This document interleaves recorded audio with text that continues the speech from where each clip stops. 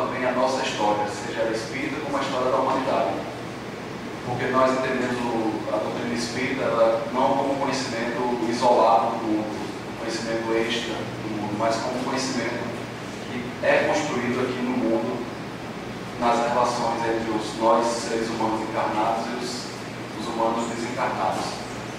Então, um pequeno grupo que começa a crescer, que começa a querer se expandir, que tem uma característica forte de que é estudar e procurar fazer pesquisa, o que é difícil até para os pesquisadores profissionais e também difícil para os que fazem pesquisa de forma livre, que fazem de forma que não na sua profissão, mas diferentemente da sua profissão, também busca fazer algumas pesquisas. E nós estamos crescendo aos poucos, paulatinamente, um pequeno grupo que começamos com alguns jovens, algumas juventudes espíritas, e que se reuniu com algumas pessoas mais experientes e que estamos juntos nessa caminhada há alguns anos. Eu queria agradecer mais uma vez a presença de todos vocês, a presença de todos que estão aqui, agradecer o apoio sempre incessante tanto da CEPA, da Confederação Espírita Pan-Americana, quanto da CEPA Brasil, sempre nos apoiou, sempre apoiou a CEP, sempre estivemos juntos nessa caminhada e que é um laço fraterno que tende a ficar cada vez mais forte e ficar maior. Enfim, para não tomar muito tempo de todos vocês, eu agradeço mais uma vez a presença de vocês e espero que todos possam participar. Esse é um evento, um fórum que a participação de todos é bem importante para a construção do conhecimento. Então, a característica de nossos eventos é de que eles sejam bem participativos.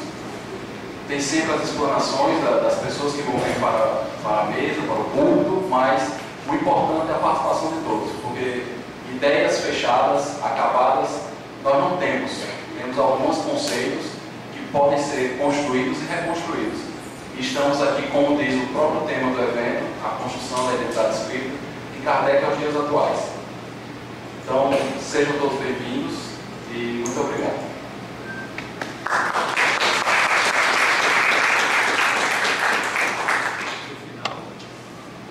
No final desse primeiro momento de hoje, vamos falar um pouco sobre as questões estruturais para amanhã. Ou seja, quem vem amanhã vai ter que ficar atento a algumas recomendações de entrada na universidade, portas fechadas, depois vem muitos detalhes. Mas agora nós vamos passar a palavra para Augusto, e você deseja ficar aí. Certo? Então, Augusto.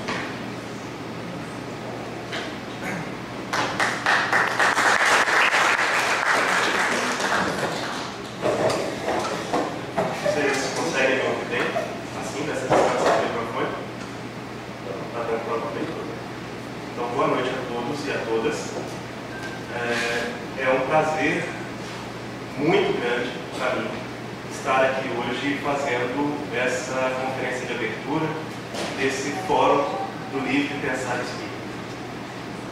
Antes de entrar propriamente no tema que eu preparei, eu queria fazer algumas observações. A primeira delas, e que eu acho que é a mais fundamental, eu não sou espírita. E por isso a minha honra de estar aqui hoje aumenta bastante. Eu fico mais honrado ainda por causa dessa minha deficiência, eu não sou espírita, e pelo fato de ter sido convidado pelos amigos da SEP para estar aqui essa noite com vocês. Os motivos pelos quais eu fui convidado, na minha percepção, são muito simples. O primeiro deles é o carinho que essas pessoas, membros e membras da SEP, tem por mim e o cuidado com que eles vêm cultivando uma amizade que é recente, mas que já é uma velha amizade e uma grande amizade. O segundo motivo, que é mais técnico e menos importante do que a amizade, é o fato de que eu tenho me dedicado nos últimos anos a ler e interpretar a obra de Allan Kardec. Esse projeto faz parte do meu projeto de doutorado em Ciência da Religião. Eu sou aluno do doutorado em Ciência da Religião pela Universidade Federal de Juiz de Fora, atualmente. E pelo fato de eu atrevidamente ter me oferecido para participar da lista de discussões da CEPA na internet e ter feito contatos e ter me atrevido a falar sobre Kardec para pessoas que são pós-doutorados em Kardec, que estão aí há anos e anos estudando e vivendo a proposta de Kardec no seu cotidiano, na sua vida, fazendo dessa proposta a sua própria proposta de vida. Então, eu só posso me sentir muito honrado, realmente, muito feliz pelo convite, pela possibilidade de estar aqui hoje.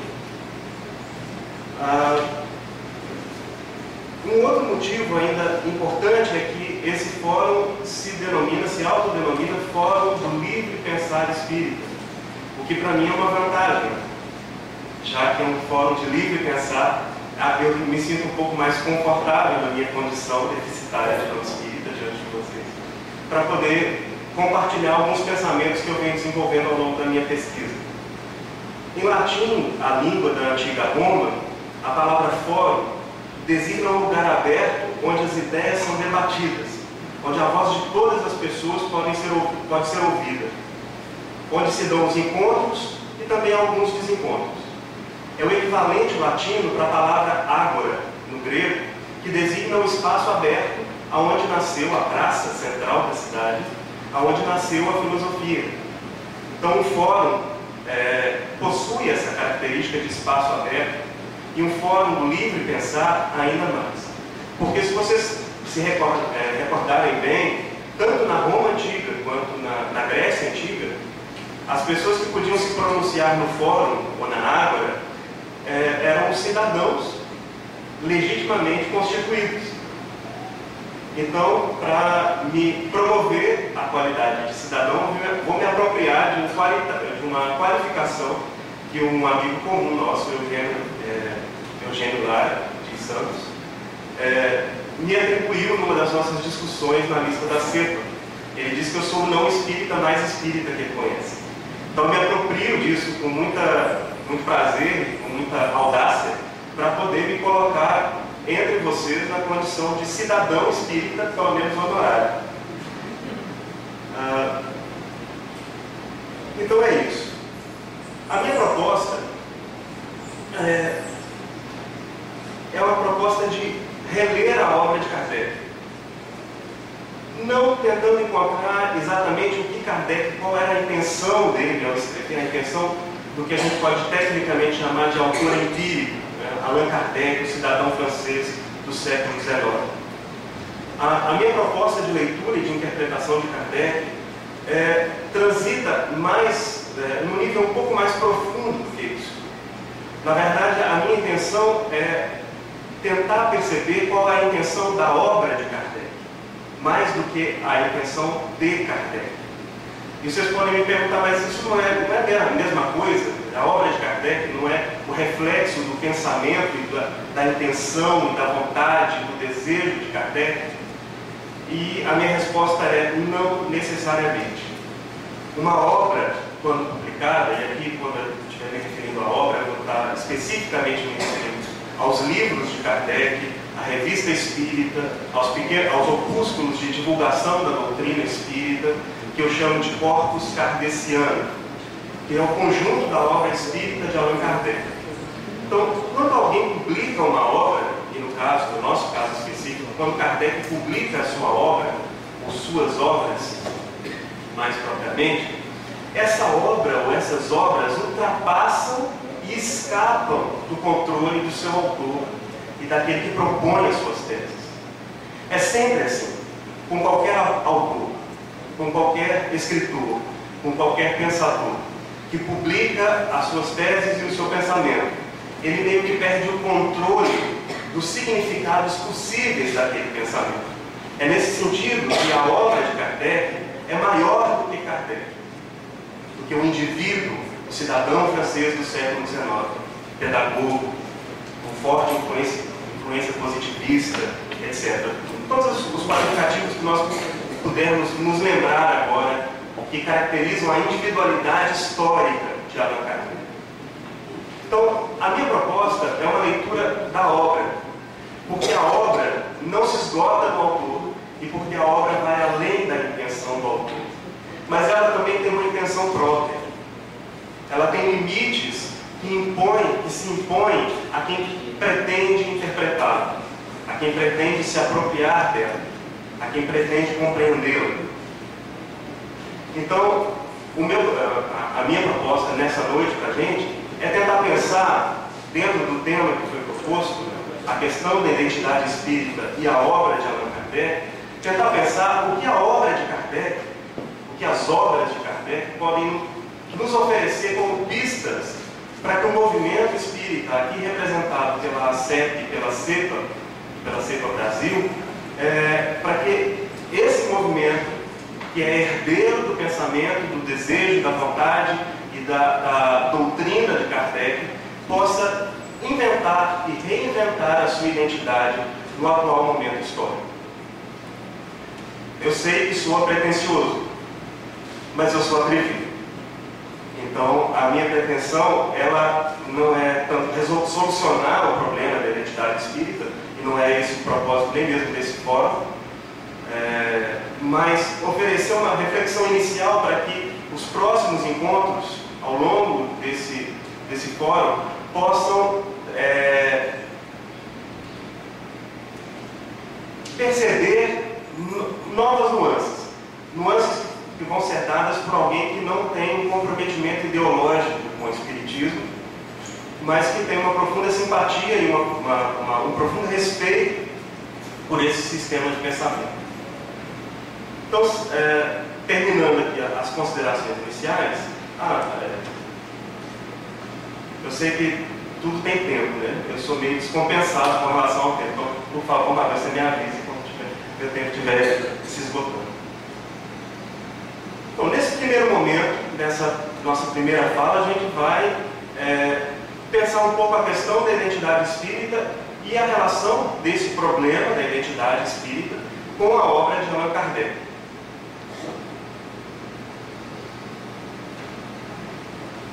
Acho que duas observações, ou dois pontos iniciais se sobressaem agora. Primeiro, a gente tem que pensar o que significa questionar a identidade de algo, de um movimento de ideias, de um movimento social. E depois a gente vai pensar, numa segunda etapa, o significado da obra de Allan Kardec para se pensar a identidade do movimento espírita. Então, no primeiro momento, vamos questionar a identidade. Nós ocidentais lidamos desde muito cedo com o problema da identidade. Para nós, essa é uma questão lógica, literalmente lógica. Nós conhecemos a lógica aristotélica, que é o fundamento da lógica, ou das lógicas do pensamento ocidental, que se estrutura basicamente a partir de um princípio fundamental, chamado princípio de identidade. Esse princípio de identidade pode ser expresso de uma maneira jocosa pelo dito popular que diz: uma coisa é uma coisa, outra coisa é outra coisa. O princípio de identidade é um princípio lógico que determina aquilo que as coisas são, aquilo que elas, o modo como elas se delimitam. Derivados desse princípio fundamental da lógica aristotélica, nós temos outros dois princípios lógicos também muito importantes.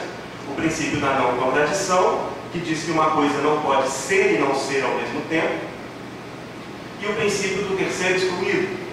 Uma coisa é ou não é. Não existe uma terceira possibilidade.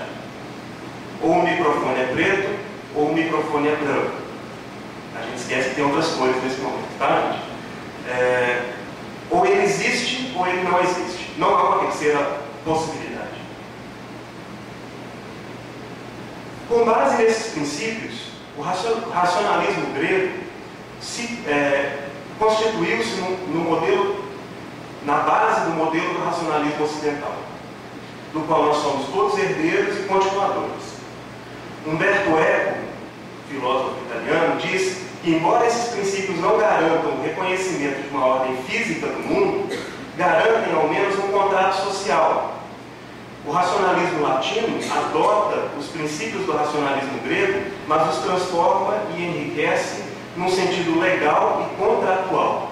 O modelo legal é o modus, mas o modus é também o limite, a fronteira.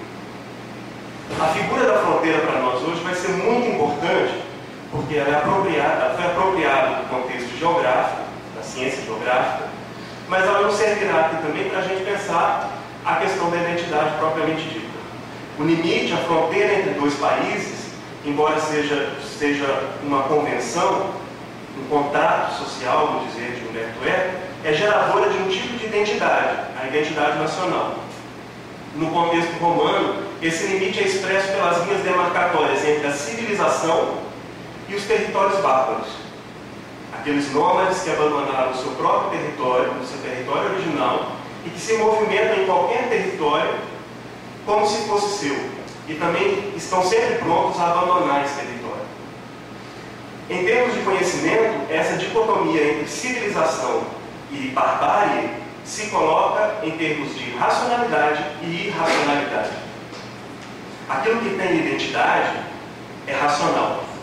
Aquilo que não tem identidade é híbrido, é misturado, é degradado, é confuso, é irracional.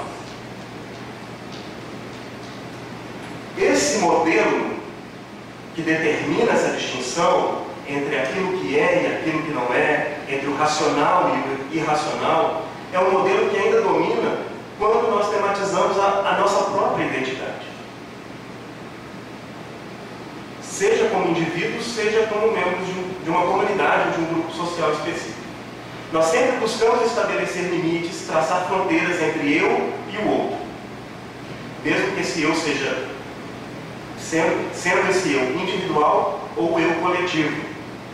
Sendo o outro o indivíduo, diferente de mim, ou o coletivo, diferente do coletivo do qual eu faço parte. Essa tendência, esse modus, foi reforçado no nosso imaginário com o advento da modernidade e o consequente advento da noção de sujeito, e isso a partir de uma dupla configuração. Por um lado, nós podemos denominar o sujeito moderno, ou como diria o historiador Stuart Hall, o sujeito do iluminismo, como sendo a noção de sujeito que se baseia numa noção de pessoa como um indivíduo totalmente centrado, unificado, dotado das capacidades de razão, de consciência e de ação, cujo centro consistia no núcleo interior, que emergia pela primeira vez quando o sujeito nascia e com ele se desenvolvia, ainda que permanecendo essencialmente o mesmo, contínuo ou idêntico a ele, ao longo da existência do indivíduo. O centro essencial do eu era a identidade de uma pessoa. O sujeito iluminista, e aí essa é uma herança que vem de antes do iluminismo, né? A filosofia de Descartes, com o estabelecimento do cogito, da racionalidade como fundamento e estrutura básica do conhecimento e da existência, criou essa possibilidade de nós nos entendermos como indivíduos autocentrados, autossuficientes, autodeterminados e autodeterminantes de nós mesmos. Autodeterminantes. Por outro lado, também uma outra corrente de pensamento propõe que existe um sujeito social ou sociológico.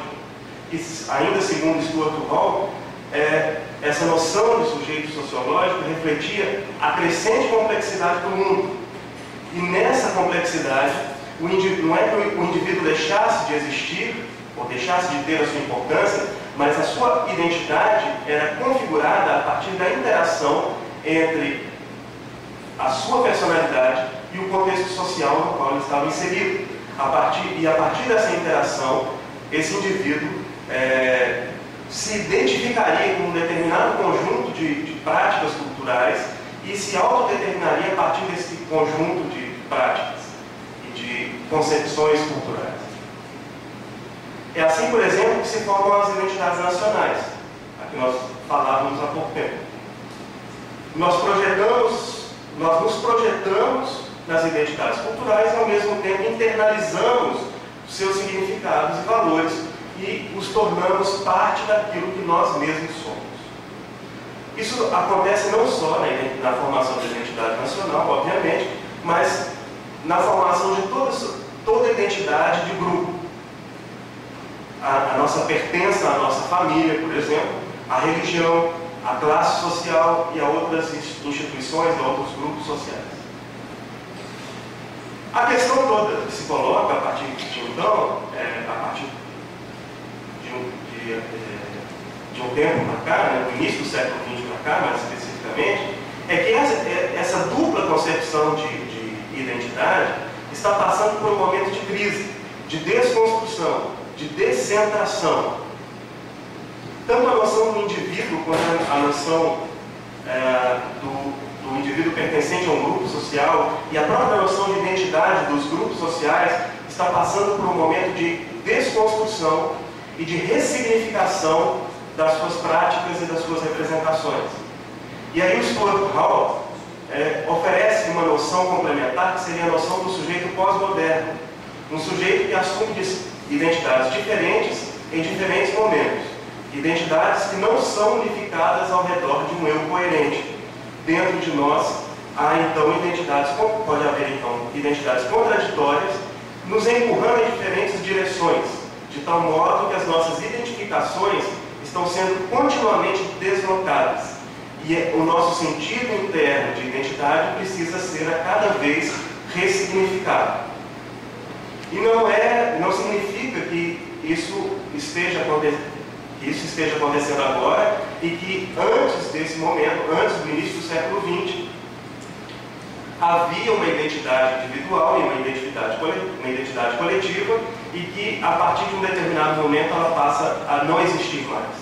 Na verdade, essas análises todas apontam para o fato de que nunca houve, de fato, uma identidade. O que havia eram narrativas de significado que davam a impressão de continuidade e de identidade, seja para as pessoas, seja para os grupos sociais aos quais elas pertencem.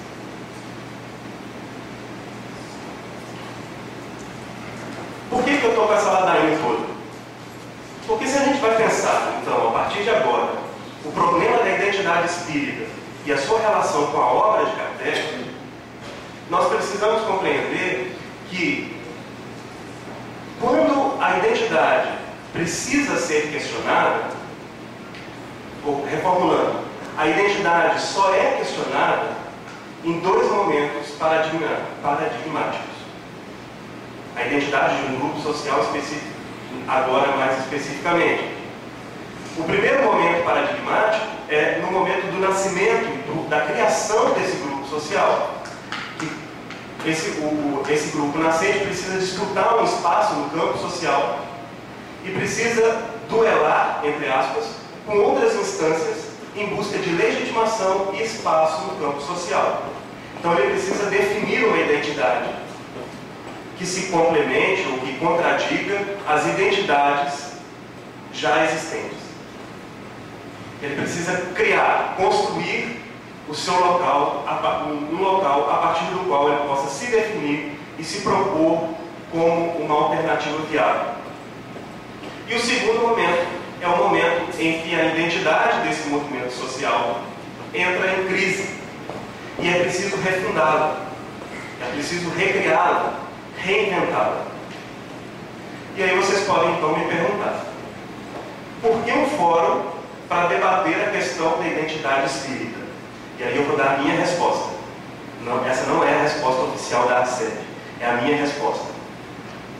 Porque a identidade espírita se encontra em crise. Não é só o quarto fórum do livro Pensar Espírita que vem refletindo sobre a identidade do espiritismo.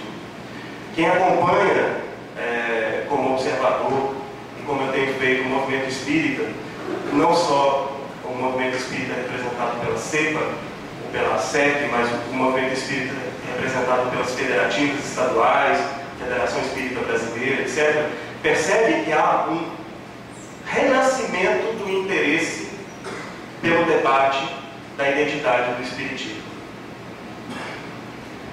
Esse debate é um debate da hora e um debate da vez para o movimento espírita. Dizer que o movimento espírita está em crise pode parecer para algumas pessoas um contrassenso. Afinal de contas, nós estamos no ano do centenário de Chico Xavier. O espiritismo, há um bom tempo, nunca teve tanta notoriedade na sociedade brasileira quanto vem tendo ao longo de 2010. São filmes, novelas, séries de televisão, revistas, publicações, de todos os matizes de publicações, inclusive publicações acadêmicas. O meio acadêmico vem redescobrindo o interesse pelo espiritismo. Como então falar de uma crise de identidade do movimento espírita nesse contexto? Um contexto tão marcado pela notoriedade e possivelmente por um crescimento numérico de adesões ao espiritismo enquanto proposta de vida, seja proposta religiosa de vida ou proposta não religiosa de vida. O que eu penso é que, se nós observarmos de perto o espiritismo, e aí de perto eu digo, se nós observarmos as casas espíritas, os centros espíritas, as instituições espíritas, nós vamos perceber que o movimento espírita tem uma aparente unidade e internamente um acelerado movimento, um acelerado processo de desintegração identitária. Por favor, entendam, a minha fala não implica num juízo de valor. Dizer que há um processo de desintegração identitária não é uma afirmação negativa em si mesmo. É uma constatação que possibilita que o movimento espírita viva um momento propício de reinvenção da sua identidade e de relançamento da sua proposta para a sociedade como um todo. Então, para mim, dizer que há esse momento, e eu posso exemplificar, se vocês quiserem depois, dizer que há essa desintegração, ou melhor dizendo, que há essa fragmentação identitária no movimento espírita, significa que o movimento espírita está tendo a chance de reconstruir a sua identidade, não porque o movimento espírita em si mesmo esteja degenerando, mas porque as condições histórico-sociais no entorno desse movimento estão se rearranjando de maneira diferenciada. Então novas questões estão surgindo, e isso não é um privilégio do movimento espírita, mas em geral a gente tem percebido isso em todos os movimentos religiosos, políticos, filosóficos, etc. Essa necessidade de dar respostas novas a questões novas que vão sendo colocadas por um novo tempo e por um novo público que frequenta essas casas, esses centros, esses grupamentos sociais. Os grupamentos espíritas no Brasil são muito variados. Eu tenho duas experiências que eu gostaria de compartilhar com vocês. Quando eu comecei a pesquisar a obra de Kardec, eu fiz um itinerário de observação participante em algumas casas espíritas aqui na Paraíba e no interior de Minas Gerais. Aqui na Paraíba porque eu moro aqui há 6 anos e no interior de Minas porque eu sou mineiro de Barbacena. Eu posso dizer que eu fui criança pequena em Barbacena. E o meu doutorado está sendo feito numa universidade mineira, então eu passei quase um ano entre Juiz de Fora e Barbacena e aproveitei para fazer algumas observações enquanto eu estive lá. Então eu gostaria de citar 2 exemplos de observações que eu fiz. A primeira foi aqui na Paraíba, uma casa espírita tradicional em Campina Grande, eu não vou citar o nome por razões óbvias, mas que a primeira vez que eu entrei, falando honestamente, a primeira vez que eu entrei nessa casa espírita, a impressão que eu tive foi de ter errado o endereço e estar entrando numa igreja. Não só pelo aspecto físico da casa, né, do espaço onde a reunião ia ser realizada, que eram bancos de igreja organizados em 2 naves com um corredor no meio. como a disposição da mesa mais elevada e todo o processo da reunião, todo o desenvolvimento da reunião, que intercalava cantos, preces, leituras, comentários. Eu sou de formação católica, minha família é católica, eu fui seminarista católica durante um tempo, então assim, eu tive um sentimento de familiaridade muito grande naquele momento. E não só, esse é um aspecto externo e pode ser um pré-julgamento meu, claro, mas observando e escutando o discurso das pessoas que frequentavam a casa, a representação que elas tinham de ir àquela reunião pública era a representação de quem vai à igreja cumprir a obrigação do culto dominical. Eu cheguei a escutar uma trabalhadora da casa que, falando ao telefone, eu não pude deixar de escutar, não foi inscrição minha nem nada, ela falando com a pessoa: não, eu não estou em casa não, eu estou na igreja, literalmente. O outro exemplo que eu gostaria de citar um exemplo de Minas, no interior de Minas Gerais, de uma casa espírita que se estabeleceu no antigo prédio da Sociedade Rosa Cruz. Então, o espaço físico tem uma configuração bem específica da Sociedade Rosa Cruz. O teto do prédio é uma pirâmide perfeita, oca por dentro, que dá uma acústica fantástica lá dentro. Todo o interior é decorado com figuras egípcias, referentes à mitologia egípcia e tudo mais. Mas não só isso. O discurso dessa casa, dos palestrantes, da direção da casa, era altamente vazado por uma interpretação muito próxima, ou por uma leitura do Espiritismo muito próxima de uma leitura mística muito própria do movimento Rosa Cruz. Era perceptível no discurso interferências ou aglutinações, melhor dizendo, ou hibridismos do discurso Rosa Cruz que interferiam na mensagem espírita da casa. O curioso, essas duas casas tão diferentes, e aí eu poderia citar tantas outras, essas duas casas diferentes são casas federadas, as respectivas federações estaduais e, consequentemente, a Federação Espírita Brasileira. Ambas as casas trabalham com o estudo sistematizado da doutrina espírita, naquela apostila da FEB. Em ambas as casas, a referência simbólica de identidade é a obra de Allan Kardec. E aí a gente chega ao ponto central dessa minha fala. O antropólogo Bernardo Goren diz isso de maneira muito clara.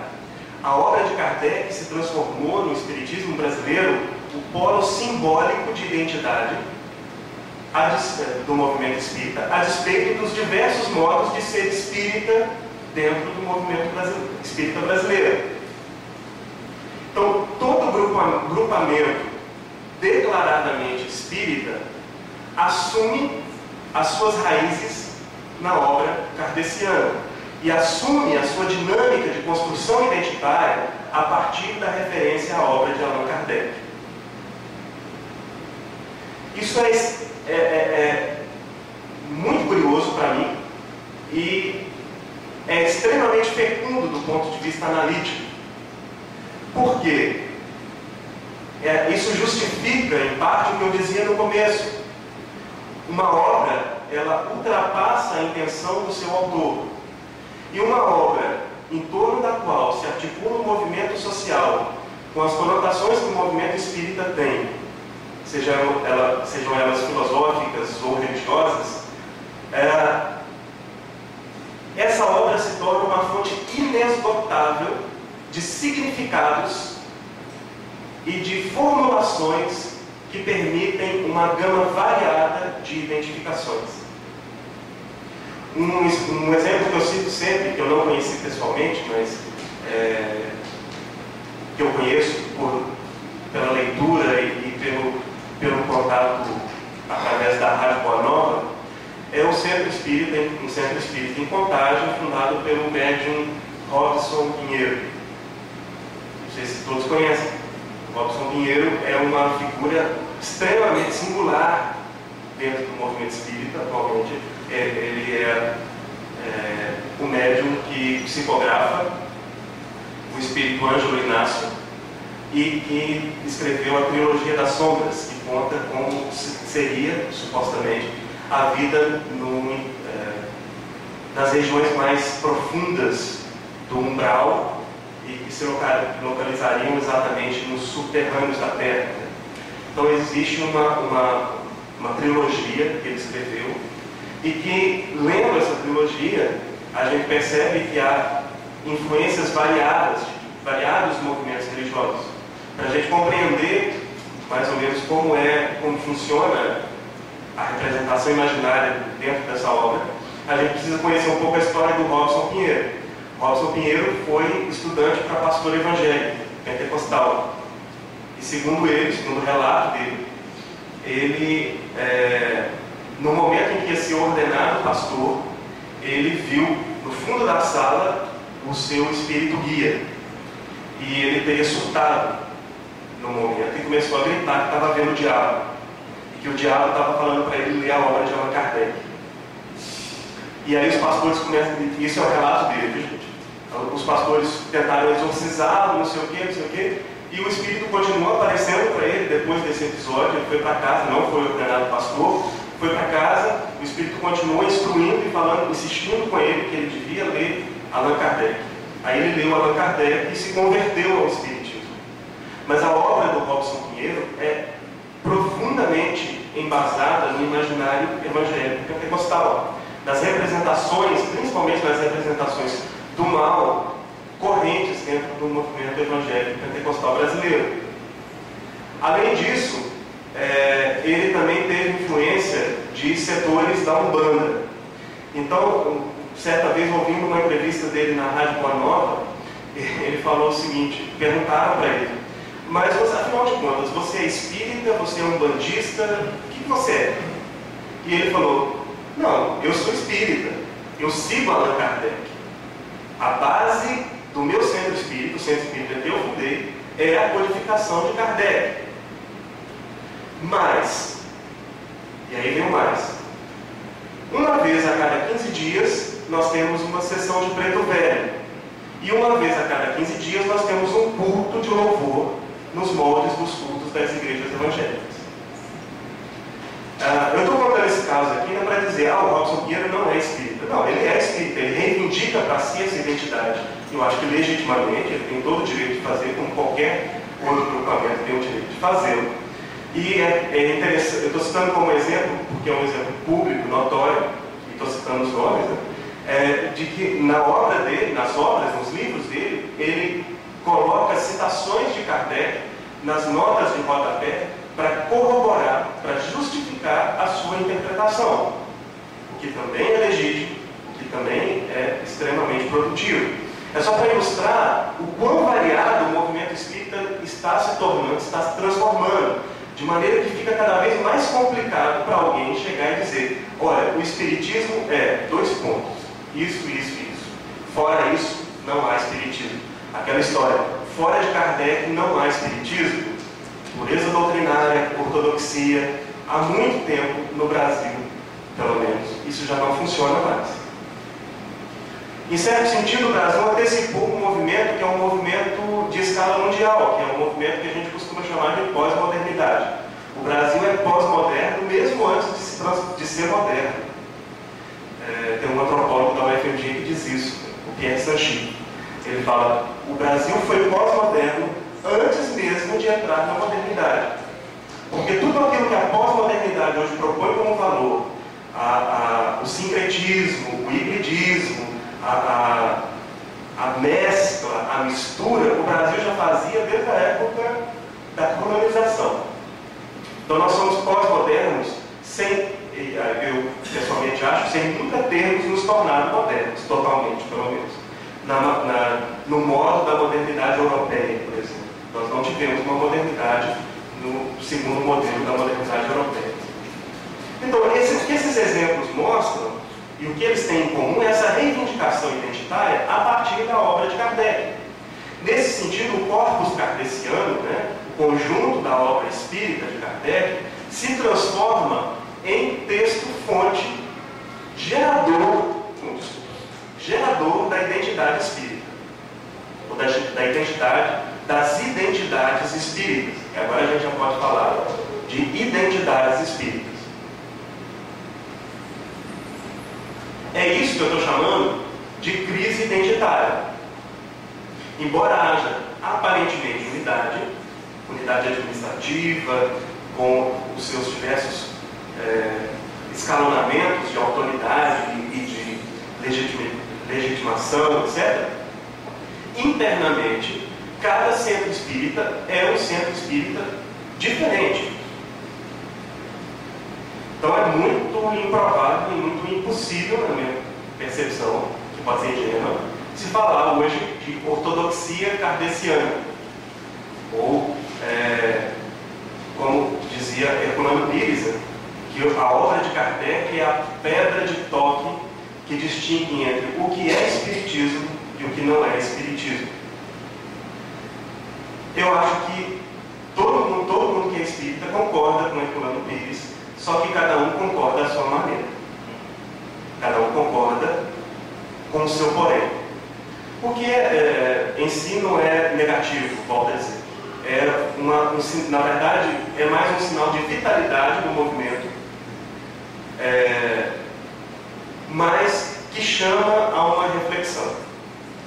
Essa reflexão, e aí a gente precisa distinguir dois níveis distintos, né, de análise possível, né, que é a análise básica que a gente pode fazer dos participantes que se identificam com o espiritismo, que frequentam a casa espírita, que até se identificam mesmo como espíritas, mas que são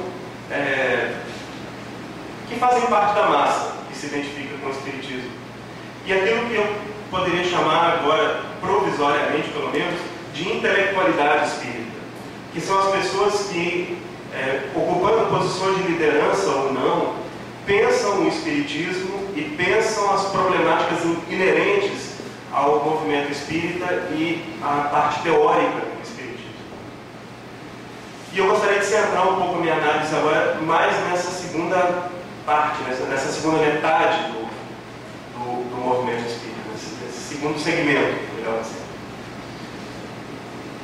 Quando a crise de identidade aparece, é isso que a gente está chamando de crise de identidade, né? Aparece, surge automaticamente, quase que instintivamente, a necessidade de se voltar às fontes primeiras, às fontes inaugurais daquele movimento. Isso acontece com todo o movimento, né? Há sempre depois de um período histórico de mudanças muito intensos, há sempre a necessidade de se voltar ao primeiro amor, né? A primeira experiência, a experiência originária a partir da qual aquele movimento se constituiu. Estou terminando. Então, para o movimento espírita, já que há essa reivindicação explícita da obra de Kardec como fonte de identidade, o movimento de volta às fontes é um movimento de volta à leitura e interpretação da obra de Kardec. Aqui nós já fizemos referência no começo.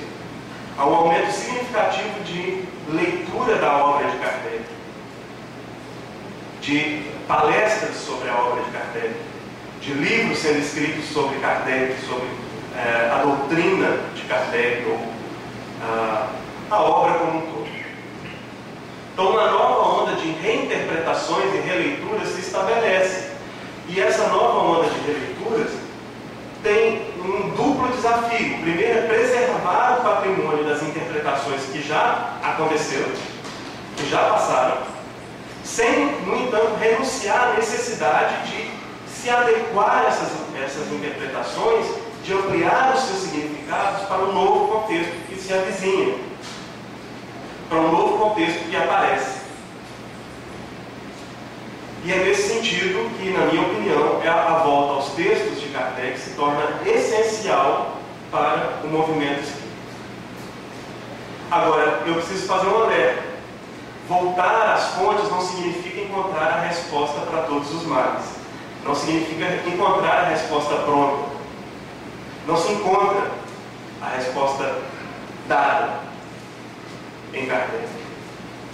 Você encontra Kardec dizendo textualmente várias vezes: o Espiritismo é uma ciência, o Espiritismo é uma filosofia, o Espiritismo não é uma religião, o Espiritismo é a ponte de ligação entre religião e ciência, o Espiritismo é isso, o Espiritismo é aquilo. Mas todas essas afirmações de Kardec, elas têm sentidos próprios dentro de um determinado contexto, que é o contexto do século XIX. Aplicar sem mais nem menos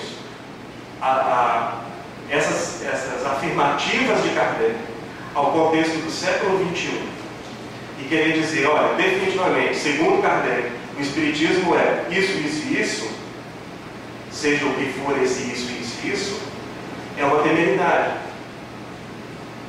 Porque Kardec não viveu o século XXI. Ou se vive, está escondido, a gente não sabe.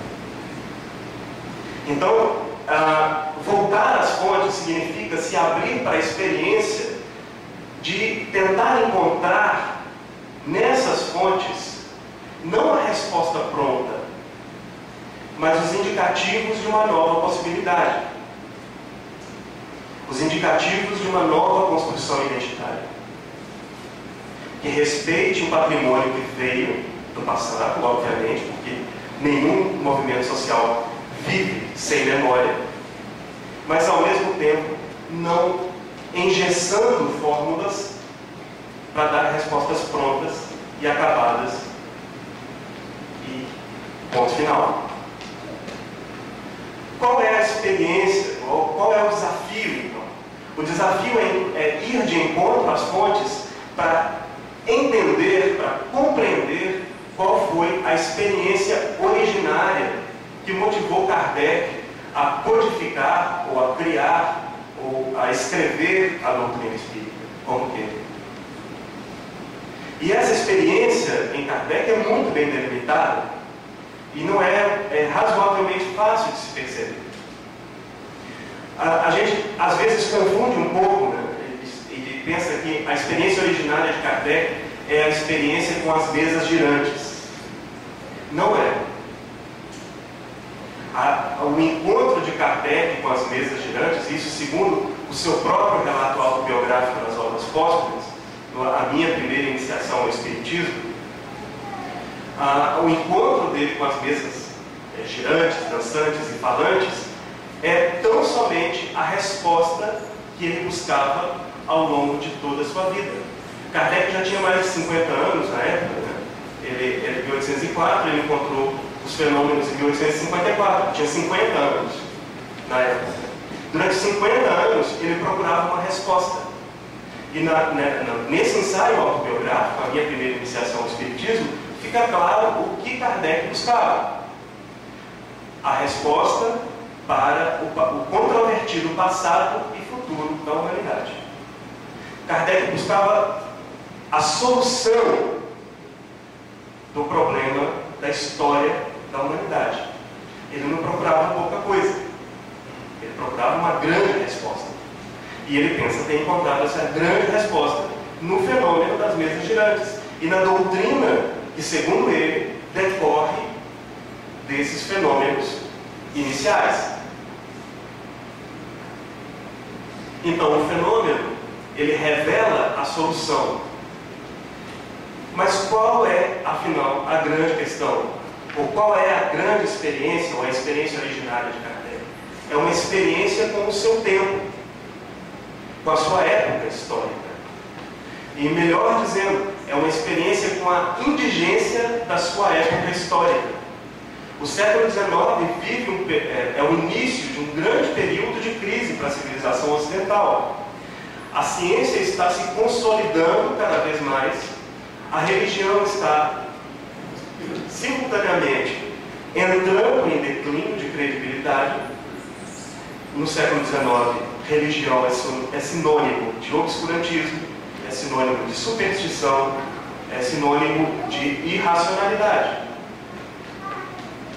E se contrapõe necessariamente à ciência, que é o oposto disso tudo. É racionalidade, é conhecimento, e por aí vai. Kardec foi formado na escola positivista.